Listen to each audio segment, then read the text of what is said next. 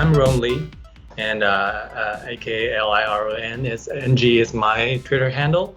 I'm a dev manager behind VS Code Java, so my team is responsible for developing all those Java extensions for Visual Studio Code. So that covers the language support, also the debugger, test runner, and also as well as the project manager and the Maven extension. So that's what I do within Microsoft. So today I'm going to talk about some of the new features from the whole Java solution for VS Code, as well as also share some of the roadmap for the next half of this year. So there will be not much of a slides because this is a demo heavy thing. So the demo will cover coding and debugging, and then I will share some of the roadmaps.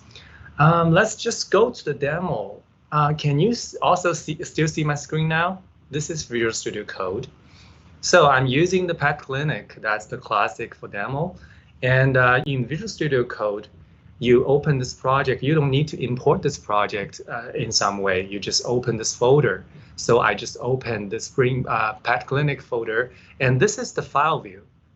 I think for most of the Java developers, this may not be the most useful view for you to deal with files. So we have, I would suggest that you check out this view. This is the Java project view. That's actually the package view, very similar to the views that you can find somewhere else, right? So with this view, it visualizes all your packages and also all your types and classes. So for this one, we can browse within the types. I think the first feature I'm going to demo is actually the type hierarchy one, because the type hierarchy is requested so many times and from so long time ago. And finally, we have this now in our newest release. To use this feature, you just go to your source code to any of the types, right click on it, and there you go. You can click on this one, show type hierarchy, to see a visualization of your the relationships between all those types. Let's just do that. So type. As you can see, this is the class view for that. You can see where the vet class is from. It's actually have several base classes. This is the inheritance of it all. And also, as you already know, that Java also supports implements some interfaces. So it may have more parents. So we have two extra views, like you can see those super types as well as subtypes of one type. So this is the I think our friends at Red Hat Red Hat saying this one is the last missing piece from the from making this Java solution for VS Code really a complete one. This is the type hierarchy one, and the other I want to demo is actually the capability of refactoring. We support all kinds of refactoring. To use refactoring, you just right-click on this one, and to pick this one, refactor, and rename. You don't have to for rename. It's so frequently used, so it deserves a top entry.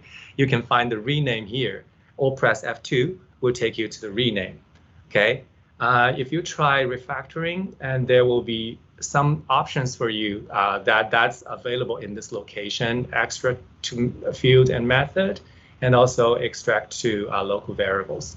There are several options, or you can move this one to somewhere. You don't see the full list. If you want to see the full list of everything, you can go to this documentation. There's a documentation link there. And the reason you don't see other options is because it's not applicable in this location where your cursor is. This is the refactoring. And I want to show you something that's the latest enhancement. You can also do refactoring here because you can rename a type. So for some reason, I want to rename this person type to like people, right? Let me rename it to people. And as you can see, you can now preview all the changes, because renaming one type, not just rename this type, you have to rename all the references, right? So for this one, you can show a preview of all the changes that will be made to your source code. that's here, okay? And then apply it to a code base. And everything will be just renamed. And for this one, you can see, you can also check the changes here.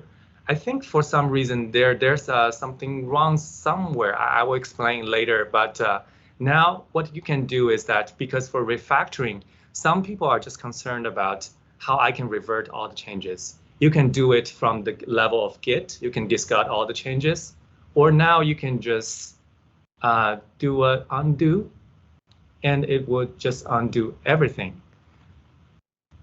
Again, this is a special environment. I think something is going wrong, but that happens, right? Every time I deal with this one, so there could be something wrong. Yeah. So this is the refactoring. So basically, all you need to do is to Command and Z to undo it. Everything will be reverted to its original state. This is the thing I want to talk about regarding coding, and the other aspect is actually the debugging thing. I don't think the editor is actually in the right state. Let me pull out another instance of VS Code here. Okay, just 1 minute. Okay, the same workspace, and to start debugging, you just go to this debug panel and press start. It will start debugging. And let me see if I already set some breakpoint somewhere. So let me go to the owner controller. Yes, I think I already set some breakpoint in the owner controller. Yeah, it should be here. Okay. So the debugger already, the program already started. Let me try to access this thing, access my endpoint. So curl localhost, I think it's opened on 8080. And owners. Here you go. The breakpoint was hit. And as you already see that we now display all the values of those variables in line with your source code. So this is a really nice enhancement because you don't have to move your focus on between the variables view and your source code. And as your execution goes on, you can see there will be more results show in each line. So that's the latest enhancement to the debugging debugger, Java debugger. You can see those values in line with your source code. And as well as we enabled some more options, because sometimes you want to see those values in a different format, right? Now you can right-click on your values, on those variables, like show as hex. So all the numbers will be show as hex, and you can switch back. And there we can see there are some other options. You can show the fully qualified name of types, or you just use the short name of that. Let's see how it goes, right? Now this is the fully qualified name for types, and let's just switch back to the simple names, and you can choose to see the static variables or not, or you can for like collections, you can see a logical view of those collections, or you can see the object view, like the raw view of everything. So this is the elements. This is the original raw view of objects, right? You can choose between structured view and also the logic structure view or the raw view, and also to use toString or not. So this is the I think the debugging. You can choose the between different displaying options. I think I also want to mention a little bit about the JDK, because I think we also have Bruno from the JDK team. As you already know that we announced that Microsoft build of OpenJDK. Now you can also use that JDK within VS Code. In this Java runtime configuration guide, there's a tab, Others. Now you can find Microsoft build of OpenJDK within this view. If you click on them, this link will take you to all the JDK built by Microsoft. So this is basically Visual Studio Code. And that's not all of my demo because I was supposed to show something really, really cool, but because this is still in beta, right? Let me switch back to my original view. I'm not sure whether you noticed, this is actually a web view. This is all in browser. So this is GitHub Codespaces. That was tricky. That was tricky. Hey, I know you said that, you mentioned it to me, but that looked exactly like VS Code. Yes. So yeah. That was such a trick. Yeah, you don't. Yeah, next time pay attention to this corner, right? Codespaces. I thought I was paying attention. Yeah, it's hard to notice. But it's still, that's the point. That's the whole experience within browser are equivalent, identical to the experience with your local version of VS Code. Imagine you don't when you take on a new project, you don't have to install anything. You just start from GitHub. So this is a practically repository, right? Whenever you have Codespaces, you don't have to clone it to your local and open with VS Code. You can just click on this one. Clone is still an option, but there's another option, open with Codespaces. And there you go, you have this web page and hosting all your code and all the extensions. You can see that I can use all the Java extensions here, as well as other like Spring extensions and Azure extensions, all the same experience. Either it's local or it's remote inside the Codespaces. So that's really, I think I have been asked for this question, like why do I need to use VS Code? I think this is the a very unique competency of VS Code as a platform, right? It enables really this cool capability of not having to set up the whole dev environment, but hosting everything in the cloud, right? So that's the Codespaces. And next, I guess I would like to introduce some of the plans, because for this year, we have a very cool plan here, the roadmap.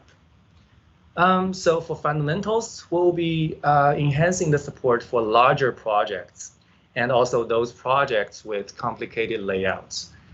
This is more for enterprise customers. And also, we will also still keep improving the code completion performance to make the coding even more faster. For remote development, now you know that so Codespace is actually one type of remote development. We'll be enabling Java 16 for this environment, and also we'll make sure all the Spring extensions actually works perfectly in the remote. And also, as well as the build tools, I think we will request it a lot that we need to support Gradle extensions. So in the next half of this year, we will be releasing a Gradle extension to help you dealing with all those Gradle tasks, and also to help you edit your authoring those Gradle files. And we will also explore how VS Code can support Project Loom. That's the virtual threads, right? The challenge is that for virtual thread, you can easily have like millions of them in one of your instances. So how to like the visualization and the handling of that kind of scale of threads could be a really new challenge. Fortunately, we see the similar concept also appears in other languages like Go, right? We have Go routines. So we'll be exploring to see how far we can go with virtual threads. And for security, we will be working with VS Code team to enable all the trusted workspaces to protect our users from like executing malicious code. Imagine you're cloning something from the GitHub, right? Whenever you open it, it actually triggers some extensions. So that's we'll be enabling trusted workspace to ask for your consent before we activating any kind of those extensions to protect you from running those code.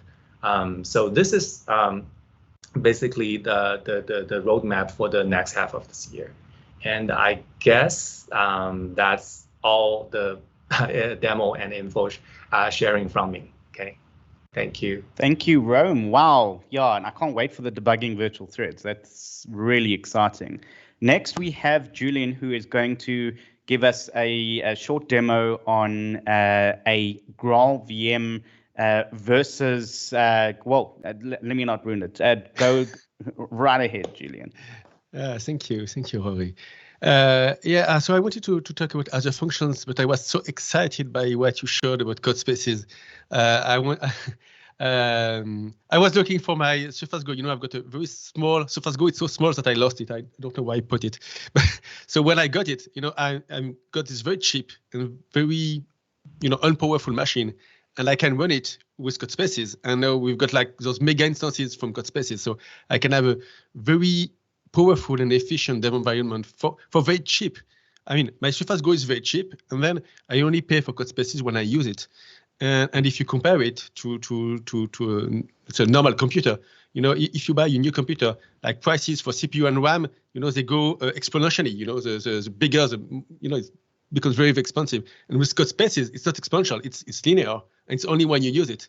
So at the end, you've got something much better for much cheaper. So I'm super excited by this, and I'm sorry about that.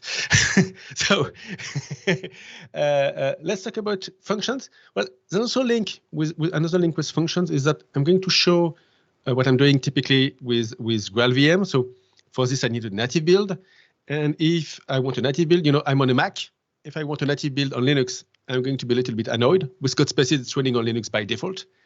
And also, I want like super good CPU and RAM because GraalVM uses a lot, while my Mac is limited. With Codespaces, I can buy those huge instances and have something very fast and very powerful without all the trouble that I have on my Mac. So I believe it's going to change a lot. You can tell people, okay, let's play with GraalVM. Please take this Codespace instance, and they can do everything easily. Because today, well, you see what I do. You should basically, I'm using GitHub Actions to build, because that's the only way I can have a Linux build. And it's a bit slow. It takes about 10 minutes. So basically, I just can't do a demo here because it's just too slow. And I'm not doing something very complicated. And the more complex stuff you do, well, the longer it takes. So, super excited by Codespaces. So let me just share my screen and let's code a little bit. Okay, I think you can all see my screen, which is empty normally. Let's have a look at this first code. So this is, by the way, this is open source. Let me give you the URL. It is this. So this is an official Azure sample for running Spring Boot. It's Spring Cloud function on Azure Functions. So it's a Spring project that helps you create functions. So it's an abstraction on top of the different functions that exist. You can use it also with AWS Lambda, Google, and of course Azure. That's two good reasons to use it. So the first one is that it's an abstraction, and the second one is that it gives you all the Spring Boot ecosystem available for you. Even if you write a function, here I'm going to do something very, very simple, but when you do something more realistic, you will be very happy to have the full Spring Boot ecosystem. All those starters that are going to help you while do your work. So this is open source, and let me copy paste it in the chat just in case. And so this function works, I would say, very normally. We've got three classes here. Well, I've got some model. This is some, let's say, sample business class, but the real code is here. There's a main class. So this is a real Spring Boot app. And it's going to call an handler. So this is a specific class that we're trying to remove. You can already see here, because I'm on the latest, greatest version that was just released. This is already being deprecated. This class is basically to bind my other functions to Spring Cloud function. And this is my real function. So this is really the real work here. And here you can see I'm using Spring Webflux. So I'm using monos. And so I'm getting one mono. I'm one user mono, and I'm transforming it into a greeting mono. So I'm saying hello to the user who just arrived. So it's fully reactive, which is great, using Spring Webflux. I find that reactive programming is especially interesting for functions. That means I can call, for example, Cosmos DB. Oh, by the way, I guess you also at build, we've got now a serverless option at Cosmos DB, and for Cosmos DB, our free tier, it's much higher. It used to be 400 requests per seconds, and now it's 1,000. So we've got a very good free tier. So that's a great use case here. I could have a function that uses serverless Cosmos DB, and everything is free. Everything just runs when I need it, and everything is reactive because we've got reactive APIs everywhere. So I've got something fully reactive, free. It's a good combination. That function here, so it's a Java function, so it's cool. I can run it here in my IDE. It probably also works with Visual Studio Code, but as with Microsoft, we support all IDEs, and here I'm using IntelliJ. As you can see, I'm using the latest and greatest Spring Boot version that was released like yesterday or 2 days ago, and that's cool. Oh, sorry, and another better usage of it is here. I'm going to run it into the terminal with Maven, and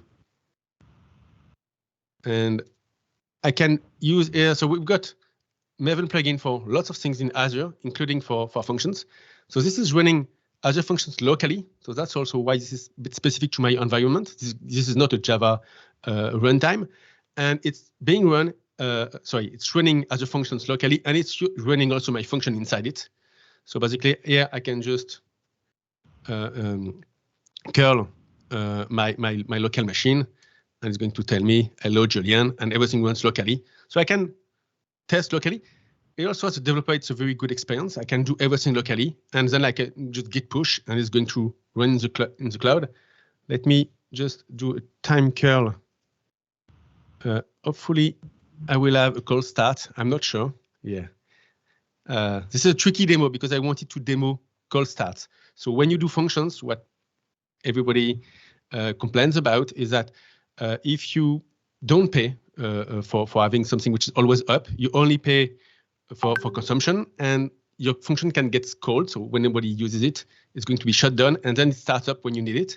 So here it just woke up because I did a request. So it took 10 seconds, and now that it's awake, when I request it, it's pretty fast, and everything is fine. But I had this first cold start issue with, it's not perfect. And that's why I wanted to go to a second demo, where I'm going to use another system. So it's exactly the same code.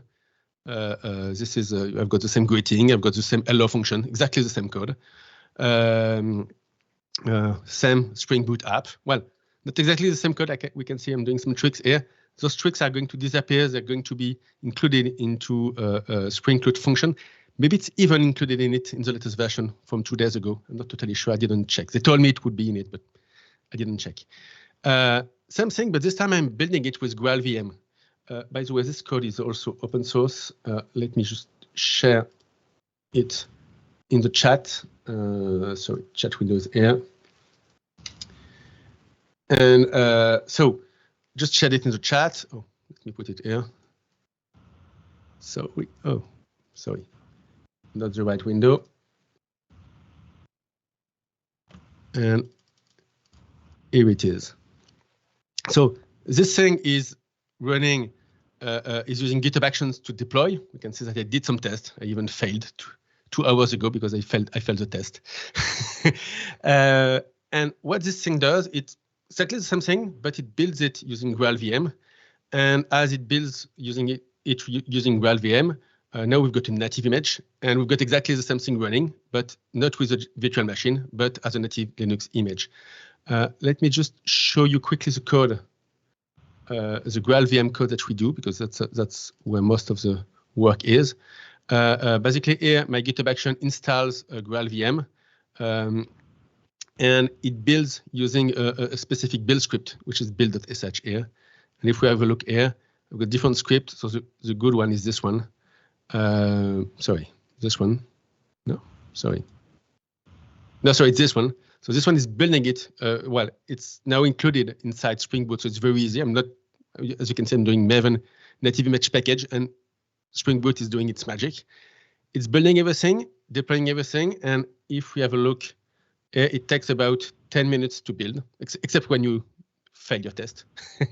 But when it works, it takes about 10 minutes to build, which is pretty slow, of course, and also you need Linux for this, so it's a little bit complicated to get it running.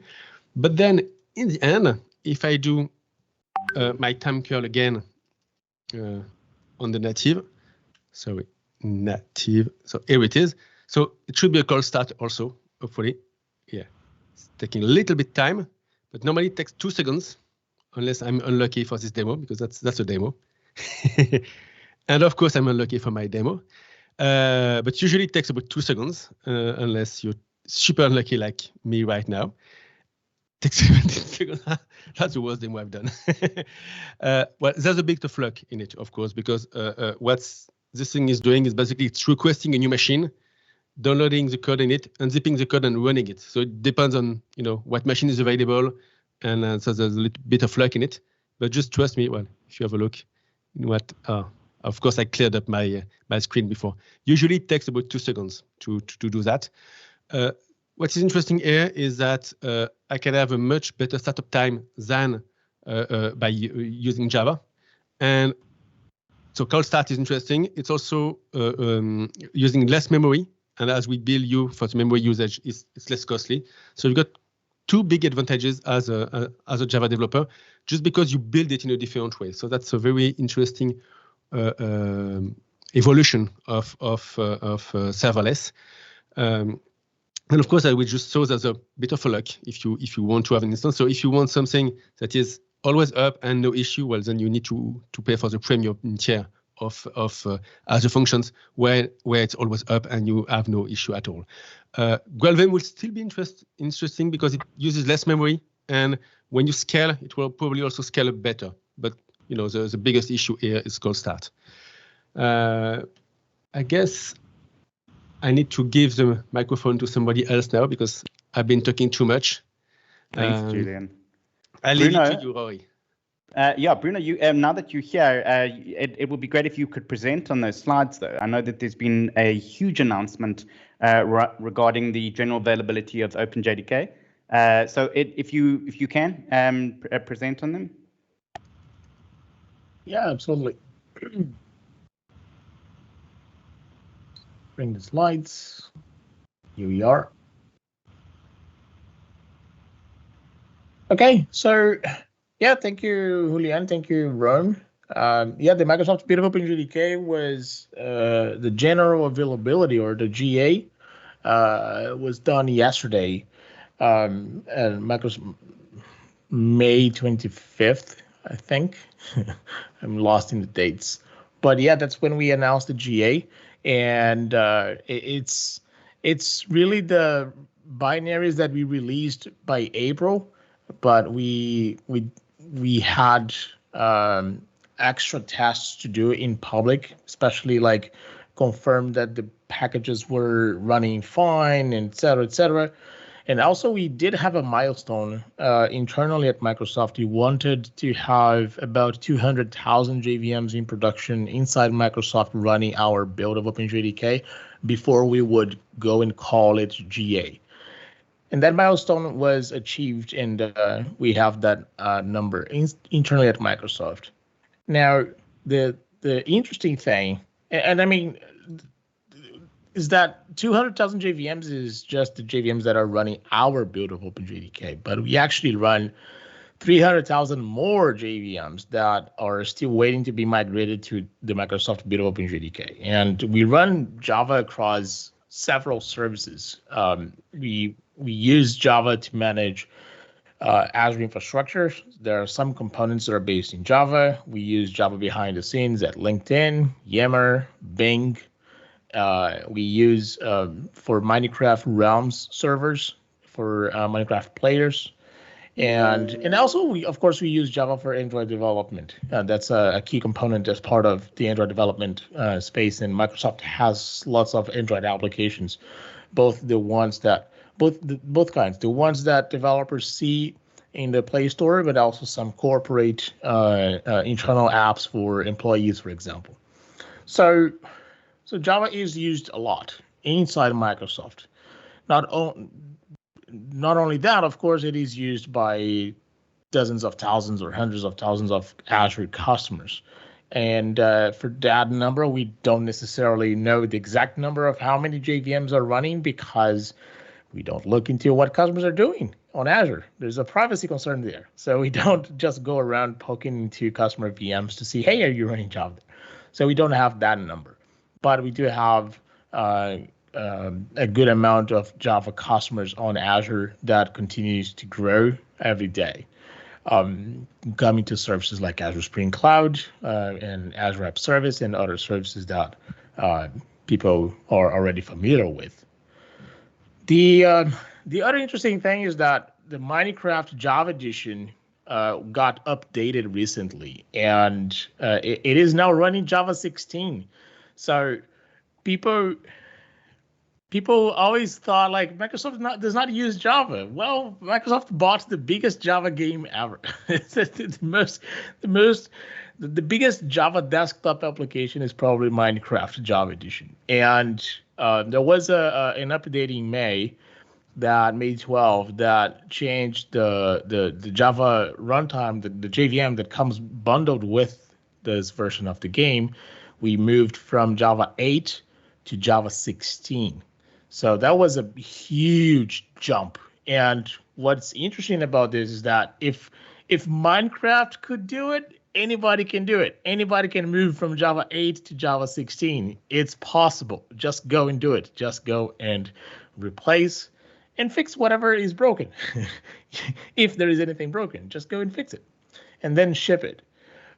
This version is has been rolled out to 2 million Minecraft players, and that is just a fraction of the amount of Minecraft players around the world.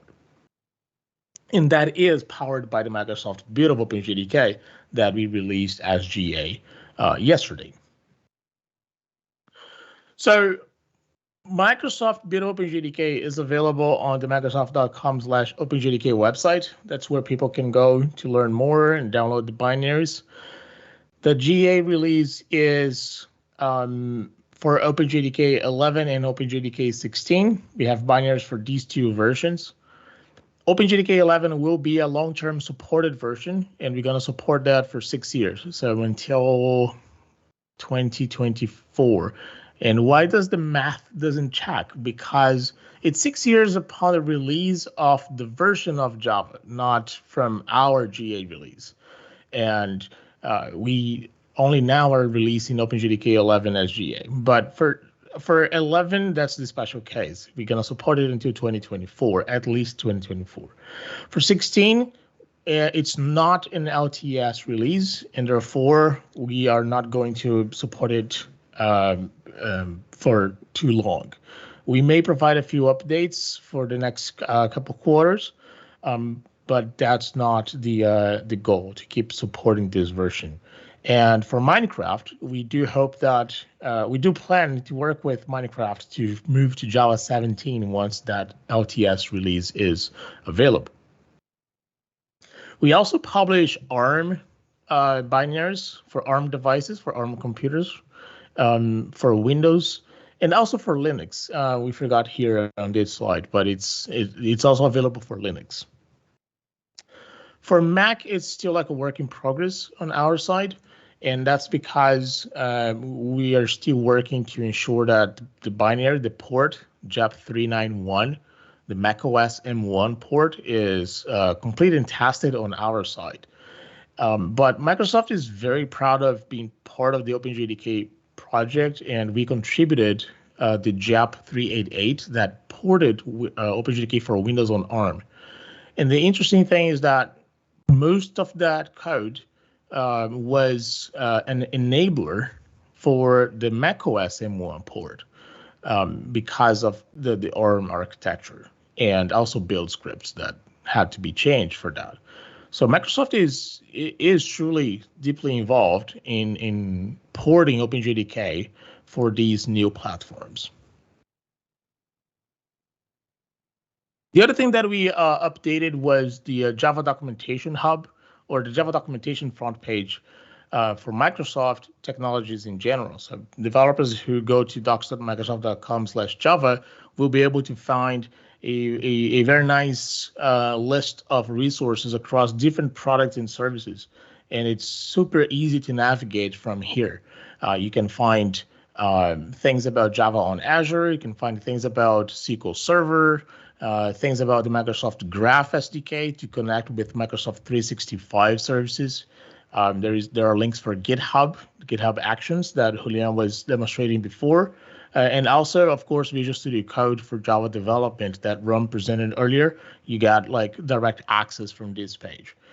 So check it out. It's been a long due project by myself since I joined Microsoft a couple of years ago. I always wanted to have this map of things, and now it's available thanks to the contributions of all the PMs involved in the development of these products and services, and we are really proud to have it for Java developers.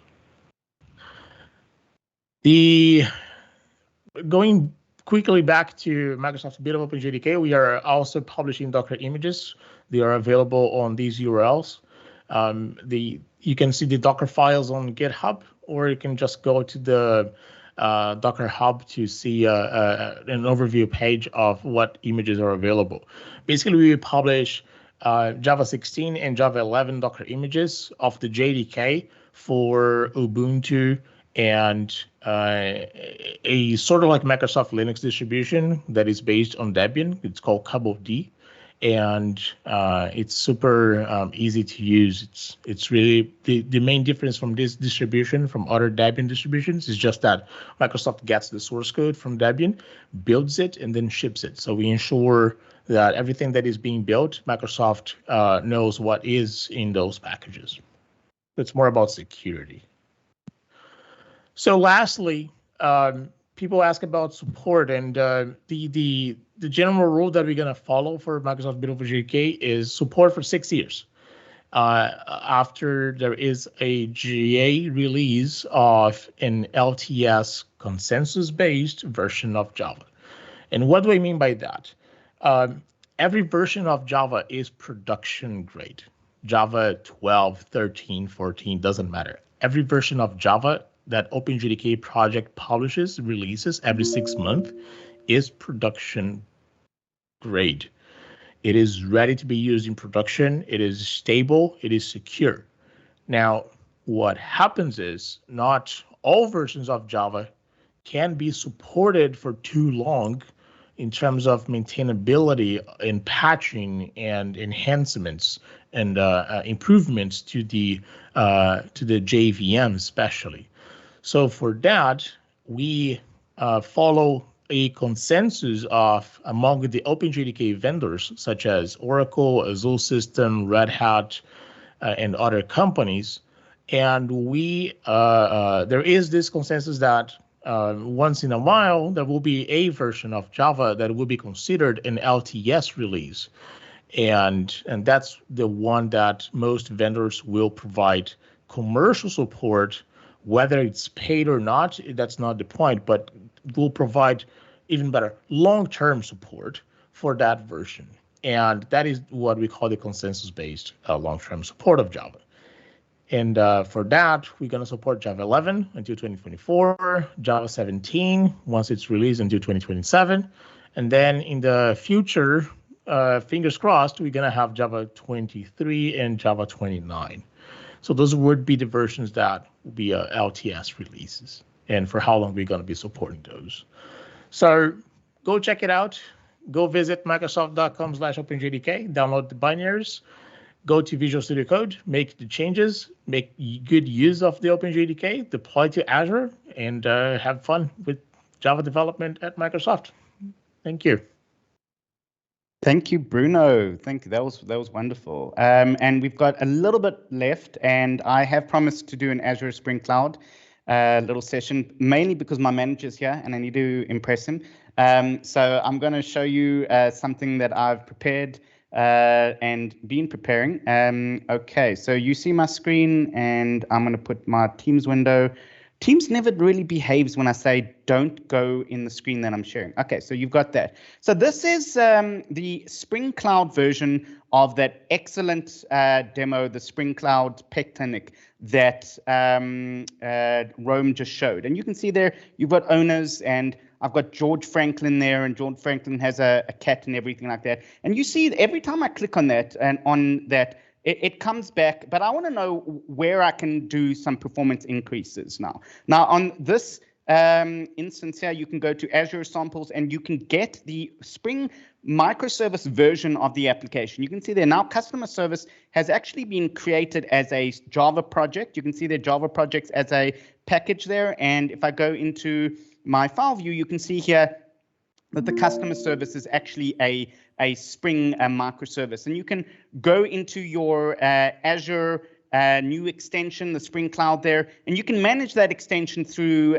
Visual Studio Code, which is a really great work, Rome. I really do most of my work through there. So I want to see how long it takes. Let's go back there for that service. Now, to do that, I'm going to go back.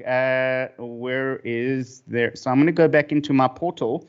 And I want to say, hey, wait a second, let's do a transaction search for how long that took for my microservices. And the microservices tracing is, it's old as microservices, and it's difficult also. Now, we've just enabled agentless monitoring for Azure Spring Cloud, and from yesterday on all app services, which I'll come to now. So I've got my apps here. And you can see here, I've deployed my apps and I've got auto scaling on for my customer service. So as my load hits on, and this happened while we were talking, my customer service there has already loaded and scaled up to 3 instances. And as the load comes down, then I'll scale down to 1 instance here. But I want to see how long that took here. So I'm going to go to Application Insights. Now, I haven't enabled anything there. It is out of the box. I'm going to go into my application map. And in the last hour there, you'll see that the application map is going to tell me everything that has called the customer service here. So I've got my customer service here. You can see there, I've got 303 calls here, and I can click on the customer service and it's going to give me the performance for, and you can see there, the owner service. And I want to investigate the performance here and it'll give me the transaction view of all of those services. And you see there, I've got my owner services, and I can even see my dependencies, aka my MySQL database that I have been calling all this time. So create database if not exist, insert into, and there's the select statement, select pets, and there's my select owner. I can select owner, and then, well, it should actually, let's go back in the top one there. Then it gives me some samples. I can click through those samples, click through here, and now check this out, end-to-end transaction details of that view of that pet service. Now I can go in and say, wow, for each of those owners here, each one of them took 2 milliseconds. Now I can go through all of them and they all take 2 milliseconds. So combined, when I do fine or 40 milliseconds. Now I've proven that my dependencies weren't actually the slowest or the slowest, and I can go in there and say the total call was 42 milliseconds, so the rest call was only 2 milliseconds. So now I can tweak my database to see how can I improve the performance for each of those transactions. And that's great for Azure Spring Cloud. What about Azure itself though? No, we've just launched it today.